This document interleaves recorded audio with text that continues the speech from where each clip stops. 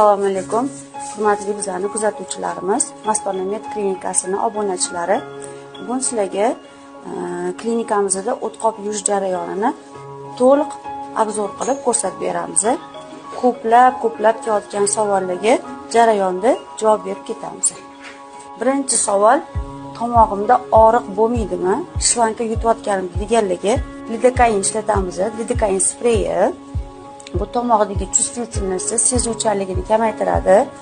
Tomog'da og'riq his qilinmaydi. 100% hammaga mumkin. Bemorimiz qizimizda muammolari nima? Yuzdagi toshmalar, ugrilardan keyin qolgan dog'lar, oshqozonda behuzurlik, jig'ildon achish, hazm bo'lmasligi, ich qotish muammolari bor. Endi boshladik. Protsedurani ko'rsatib boraman. Qilamiz, tili chiqaramiz. Lidokain ta'siri 5 minutdan 7 minutgacha bemorimiz